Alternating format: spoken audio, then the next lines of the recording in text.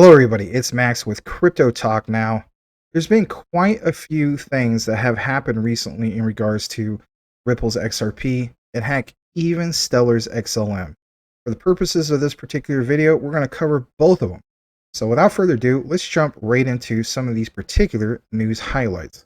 So, as you can see right here, we have a news source, and I'm sure some of you guys are following this particular individual, which is the Wall Street Bull.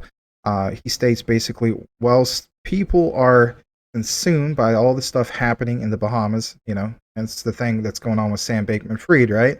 Don't forget the bigger picture here, which is basically just that, it's XRP. Now, on this particular clip, which is about 1 minute and 30 seconds, it's going to show you how Ripple's XRP basically works. And I get it, a lot of people already know how it works, but if anything, this does a very good job of wrapping it up in 1 minute and 30, especially for all the newcomers who want to have a better or bigger idea how that basically happens. We have, of course, a lot more coverage, but if anything, I want to go ahead and show this. So I'm going to come out of the frame for just a moment to blow this up, and let's take a moment basically to see this and review it, if anything. All right, here we go. Infrastructure technology banks can adopt to power new payment services like low-value retail and corporate payments. Let's see Ripple in action, enabling a person-to-person remittance use case. On the right-hand side, you see a bank's mobile app. On the left-hand side, you see Ripple powering the core processes to execute a cross-border payment. Alice, a bank customer in the US, logs into her mobile banking app. Her bank uses Ripple for cross-border payments. She wants to send money to Bob, who lives in Singapore. Bob's bank also uses Ripple. When Alice selects Bob as the recipient, Ripple allows her bank and Bob's bank to exchange sender and recipient information to meet risk and compliance requirements. This information is encrypted and exchanged directly between banks via HTTPS. No customer information ever touches the Ripple network. Alice wants to send $1,000 to Bob. Ripple queries the banks for their fees and the network for a real-time FX quote. Ripple packages this information to show Alice the total cost of her payment to Bob in Singapore. Thanks to Ripple, banks can provide customers an accurate total cost, delivery time, and delivery amount for cross-border payments, down to the cent, before the payment executes. After Alice approves the payment, settlement takes place over Ripple in 5 to 10 seconds. Simultaneously, Ripple triggers Alice's bank and Bob's bank to update their ledgers. As soon as the funds are posted into Bob's account, Alice is notified. All right, so, for a lot of us, of course, that basically gives us, I guess you could say a refresher, if you will, of how Ripple's XRP basically works and so on. For all the newcomers, it was really nice to be able to, of course, share this with you guys. I'm going to come back in the frame here. And another thing I basically want to show you guys is some of the recent news, of course, has happened in regards to Coinbase. And if anything, you may, of course, or may not have heard about this. So this comes straight from a Watcher Guru, and it mentions Coinbase no longer supports XRP as of December 5th, 2022. And if you've been following a lot of what's been happening with the likes of, Coinbase, XRP, and so on, some of it just doesn't make sense, right? So, for a person who is really following, of course, the likes of XRP and so on, you feel as though, wow, I'm that much more bullish. At least I do, right? But for newcomers and so on, it sends kind of like a mixed message. Because if anything, you got to keep in mind, Coinbase went to bat on behalf of Ripple, especially with, filing an amicus brief, right? And then, of course, you see this, and it kind of sends that mixed message. Or does it? Now, here's the thing.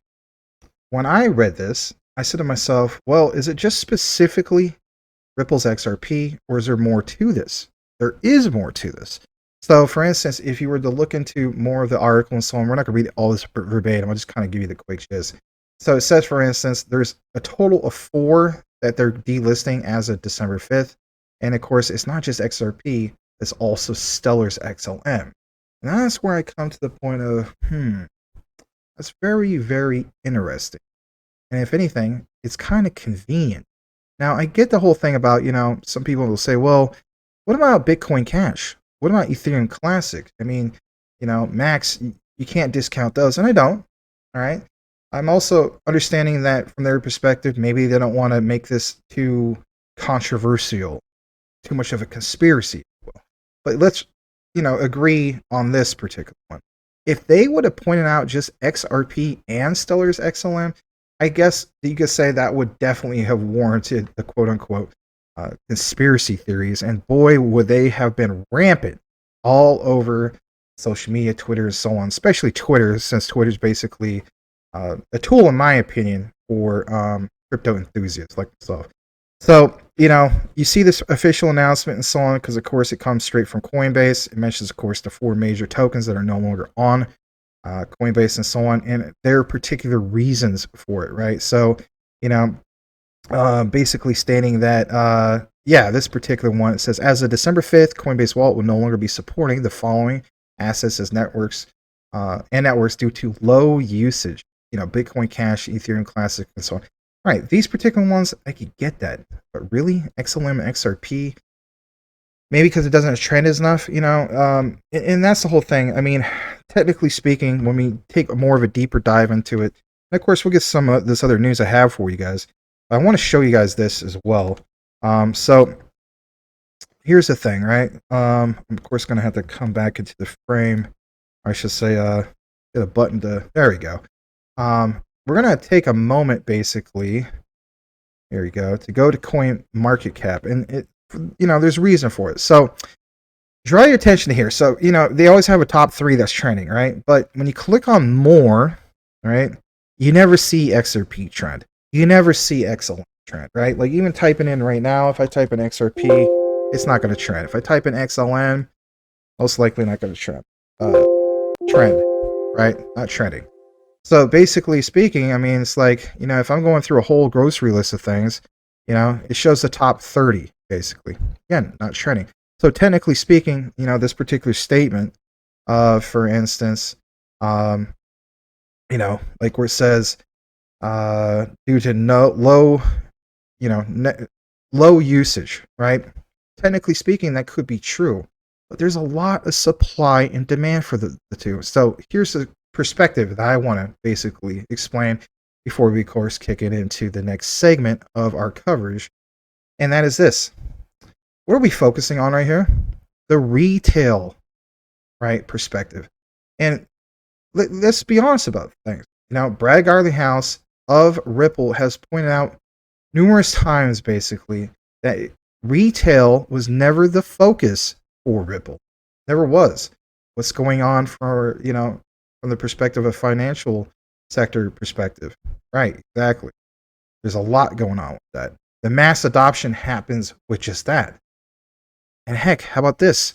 I'm sure even with XLM, they haven't officially stated and so on, but they have made statements in the past that they were never in a rush, of course, to create a vast ecosystem or, for instance, rush everything to retail adoption, right? Not those specific words, but if you go back, you could definitely see, for instance, where they had meetings with the Fed and so on. It was never focused on retail, right? And again, what's going to happen here soon, the next few months and so on, it's just that, right? What they bring to the table for cross-border payments and that particular technology, and especially when it comes to the CBDCs. Just something to kind of think about. Now, I get the whole other narrative with ECH, Ethereum Classic, but I don't know. My key takeaway is, again, it kind of makes you think, what is the bigger picture here? Now, for me personally, I'm going to go with kind of like with what I just mentioned. And on top of that, if these cryptos explode, right? XRP, XLM, and so on, how do these particular exchanges, right? Big centralized exchanges like Coinbase and so on, how do they cover, providing that liquidity, if you will, to all these people who are, I don't know, want to cash out because they basically made a crazy amount of money. Now, me personally, I'm not looking to cash out my XRP and so on. And of course, that's for another video. But it just kind of makes you wonder. And if anything, I definitely see some other exchanges following suit here soon. All right, so I want to point that out. On top of that, back to the main subject at hand, probably what you saw in a thumbnail. It says, even small countries are, of course, ready to use ISO20022, which is great to see this because, we're always talking about, for instance, the likes of, the central banks of Europe, some of these bigger countries, the UK, again, all over, big countries of Europe, Germany, Austria, Switzerland, you name it, right? And then of course we know about some of the countries in the Asia Pacific areas, right? But smaller countries, what does that entail? Which ones are those specific? So shout out to, for instance, Crypto Lulu, who we cover quite a bit. Again, got to give the man credit. I recommend you follow him, especially if you use Twitter. And by the way, he does have a very popular YouTube channel. I believe it's over about maybe 44,000 plus subscribers or so, and whatnot. Could be mistaken, but I think it's in that area. And he's killing on the coverage. And if anything, he's a very passionate person who loves covering some of these ISOs, XRP, and so on. Again, listen to his particular coverage when it comes to these small countries that are ready to use ISO20022 and especially XRP for that on-demand liquidity. About 2 minutes, and then we'll come right back. You just pull it out of the frame for just a moment. Full screen it for you guys, and let's do it. All right. I filtered every single bank that is ready across the board. And not just that, not just the bank, but also the country-specific bank. So I'll give you a few here. We've got Australia and New Zealand Bank. They are ready across the board with advanced certification. Okay? They're ready. And they are not just ready in Australia and New Zealand. They're also ready in their Indonesia branch. Okay? So this is what this spreadsheet is showing me, you know. And we're not just seeing big countries here. We're not just seeing the likes of France, Italy, Japan, South Korea. It's not just those. It's not like those ones are just the ones that are ready. We've got Côte d'Ivoire, that's Ivory Coast in English. Countries like Martinique and Reunion, which is a small French-speaking island just off the coast of Madagascar. How have we got these tiny entities around the world on a global scale ready to go with advanced certification as well? Ready to go across the board with ISO? How has that happened? Well, I'll tell you how it's happened. Did I also mention New Caledonia? I mean, this is crazy. This has happened because they know this is coming. They've been in training. They've been adapting their whole systems for the last 2 years to integrate this new messaging system to replace the old messaging system, which is MT. Everyone has known since 2 years ago that November was the go date. Like, everyone knew that November was the crunch time. That's when everything's going live. Isn't it interesting that simply a month before they go live, everything's been on track for 2 years. A month before they go live, the European Central Bank asks for a delay. They've had the time, right? Who are they delaying for? This is the question we have to ask. Who are they delaying for? Because we know, looking at this, I mean, I'll tell you right now, there are 679 of these banks that are actually ready to go with payment initiation. Who are they delaying for? Think about that. And then again, what is happening or happened recently with the whole thing with Coinbase? It's a lot of controversial things that are happening. And again, I'm not a conspiracy theorist by any means, right? But it does make you wonder what the heck is going on. And if anything, my thing is, you know, it makes me feel that much more bullish, to say the least. Okay, a little bit more in regards to this. So we talked about the small countries, all right? Now there's this, okay? Speaking of which, right? So it says migrating cross-border payments to ISO 20022. Of course, shout out to at Xrp Xlm, and of course at Riz XRP, another person who I highly recommend following because he does have great coverage. Now, we talked about specific countries and so on, right? A little bit more in regards to some of these countries, not necessarily the small ones. You know, Crypto Lulu basically explained it. Check this out as well. It's worthy of a look, to say the least. And if anything, it's only about 2 minutes, and then we'll come right back on this particular one as well. About migrating cross-border payments to ISO 20022. The first one is, when you look at a map like this, you see many countries that are migrating their RTGS systems to ISO 20022. And when you talk about global trade, I was exchanging with a few. What we see in mature economies, about 30% of payments that are cleared via an RTGS system, like the one that you're modernizing, actually have a leg that starts cross-border, right? Because that's the way that global trade is facilitated. You serve your corporate customers, they end up wanting to pay their suppliers from other parts of the world, and these needs to reach those banks that actually banking the suppliers, they do this for the vast majority via RTGS systems. But this is going to change. We saw on the slides about that before, instant payment systems. We see wallet systems. So increasingly, you have to be ready for transaction cross-border to flow through these different ecosystems. But the RTGS systems are migrating. When you do your calculation, all the next generation instant payment systems, they're based on ISO20022. Even those CBDC experiments, by the way, when they interlink, they use ISO20022. Our computation says that by 2025, 85% of the value exchange cross-border will have originated from 2022. So there is no choice but upgrade the cross-border. Because if not, how do we ensure that a transaction that originates in rich data can actually make it all the way to the destination country without data truncation? Yes, you can make it happen, but you will have data truncation. And that is one area where, for compliance reasons, we cannot afford it. All right. One or two key things he mentioned here that I definitely want to mention to you guys. And of course, I'm going to come back into the frame here for just a moment. And that is in regards to data truncation, like he basically mentioned. And if anything, the 85% of these countries that basically have to come onto just that with the whole upgrade of ISO 20022. Now, for me personally, that's the most bullish thing I've heard. Now, we had a whole outline of things that I feel personally super bullish on. I don't know if you feel bullish yet, but if you're not, I could just agree to disagree on that particular one. But if anything, look at this. I'm going to pull this up. So he specifically mentioned data truncation. Now, why is that significant, right? Well, first of all, let's understand about exactly what that means and what that entails. Some of you guys, maybe have IT background and so on. Some of you guys don't.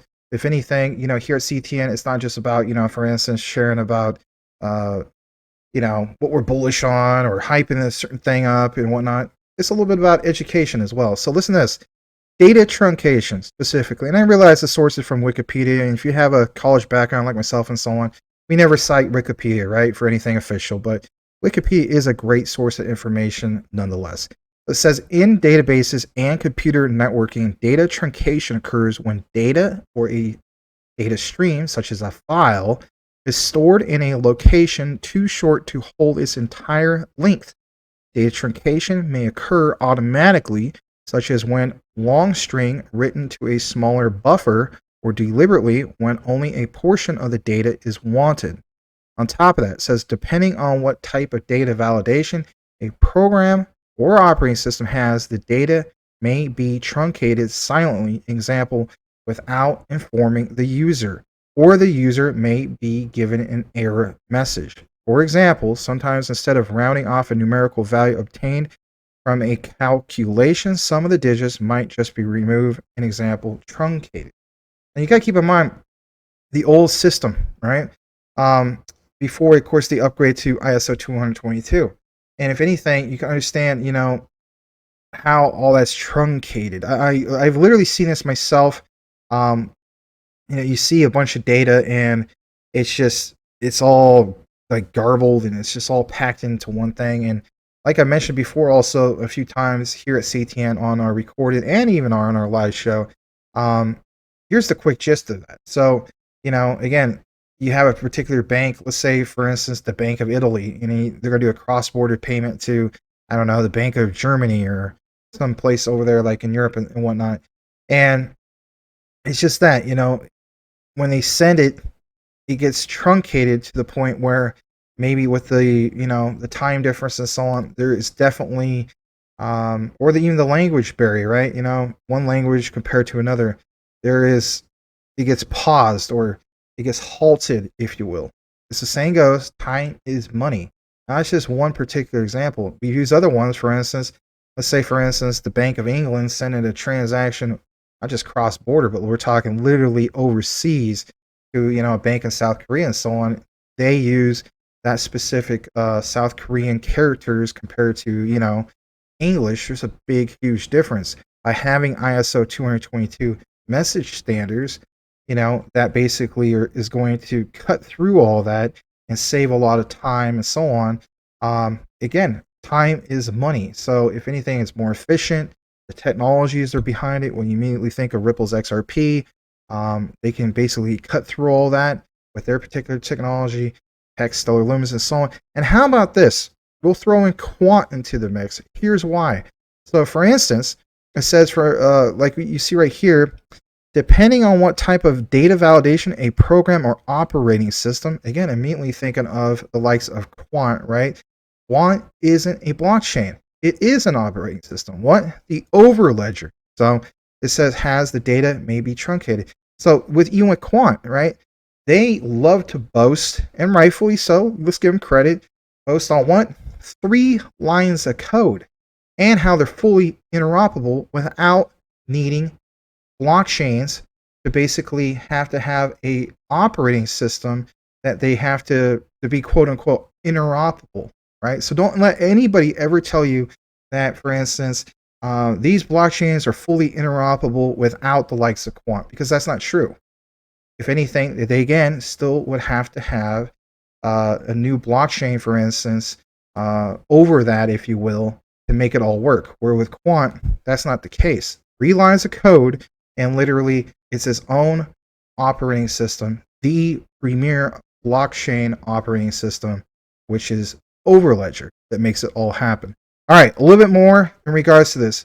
One last one I want to share with you guys, and that is this. The perspective, or this particular perspective, no one is talking about, like it says right here. Everything will change by 2025. The outline from 2023 coming up to 2025 is massive. It gives you a broader perspective on what is going to happen with the Great Reset. Going to come out of the frame here for just a bit to kind of make it more full screen for you guys. And if anything, we'll come right back in roughly 3 minutes. I'm about to give you a perspective that nobody's talking about, that nobody's paying attention to. As everybody looked this way, is getting drunk in the Coliseum off the wine, there's a whole nother narrative going on this way. You have to pull yourself up to a 30,000 foot overview and look at the overall economic system, not just what's happening in cryptocurrency or the switch from industrial to technical. Think about this for just a moment. In 1971, the World Economic Forum was created by Klaus Schwab. Okay? In 1971, August, Nixon detached us from the gold standard. Pay attention. He detached us from the gold standard, which is God's money, natural resources that allow us to have a fair monetary system where countries and people could have resources to survive. That based on their natural resources, they could back their currency and have an even shot at the monetary system. Well, in 1971, we detached from the gold standard and turned on the printing machine in America. Now, the caveat is that destroyed other countries because they no longer were able to use their natural resources to create an even monetary system. Everybody got detached to oil, the petrodollar. So every single bit of oil was traded in US dollars. So every country was manipulated by the US dollar. Well, since 1971 to right now, as we sit, as they're building a new monetary system, which is blockchain, on-demand liquidity, and distributed ledger technology, they went way too far with the printing machine. Now, America's debt-to-income ratio is negative, and America has to borrow from foreign countries to keep the policies going. Now, here's the other side and what's going to happen in the future. Now, there's always 2 sides to a coin. Pay attention. So we are going to move back to a asset-backed currency in a digital type of way through blockchain, through ODL, through distributed ledger technology. That will create an even playing field for all countries to use their natural resources to be able to get in the game financially. But here's the other side of that coin. Now that it will be an asset-backed currency in a digital type of way, everybody has to be in the system. And so letting every country get in the game by using natural resources to back their currency in a digital currency type of way, you now bring the 8 billion people in the world inside of the monetary system through blockchain. And when all 8 billion people in the world, you're good with an even playing field and everybody using their natural resources, because now you can tax every single dollar that moves through the system. There's always another side to the positive coin. So know the game so you can't be played. Blockchain is here to stay. On-demand liquidity, distributed ledger technology is the future. Warriors! All right, so shout out to Coach JV at Coach JV _ if you're interested about following him. And of course, I'm gonna come back into the frame before we wrap up things here. And I thought that was really, really well put how he gave that particular perspective on things. Because if anything, I mean, this whole outline from beginning to end of this particular video and so on, think about all that is tied into it. What are we talking about specifically? ISO20022, right? Of course, you know, for the purposes of this video, you know, Xrp, XLM, and we even did Quant, right? But my thing is, you know, I see what is happening, and I've seen a lot of things that are happening, I guess you could say, in the background, if you will. And, you know, you're literally seeing news highlights of some of this, right? It might not be trending like a particular meme coin and so on.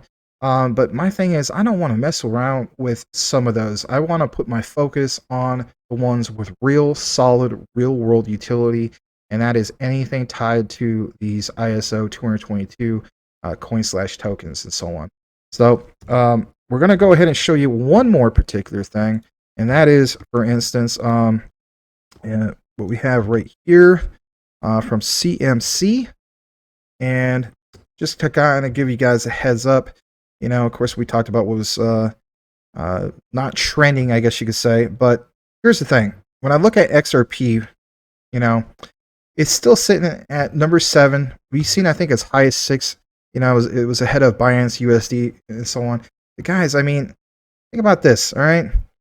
XRP, with all these things that have been recently happening, with all the negative press and whatnot, you know, the SEC lawsuit and so on, for them to have their particular market cap of where they're at right now and what is going to be coming up here ahead, especially like in 2023 and all the way out to 2025, like I mentioned before, I think the days are numbered for some of the ones you see that are ahead of it as we speak. And for XRP, even to be back up to 40 cents right now, still feels a real buy, to say the least. And if anything, that's where it's at, guys. I mean, I was more than glad to be able to bring another type of, I should say, content, if you will, to you guys. I know this one was a little bit more different, not just specifically focused on XRP, but also focused, of course, on XLM and Quant. So like, comment, subscribe if you haven't done so already, and please hit that bell notification. And guys, if you enjoy a live show, check us out every single day of the week, 9 p.m. Eastern, 6 p.m. Pacific, for Crypto Talk Now. Thanks again for watching, and y'all have a blessed day, and we'll see you on the next one.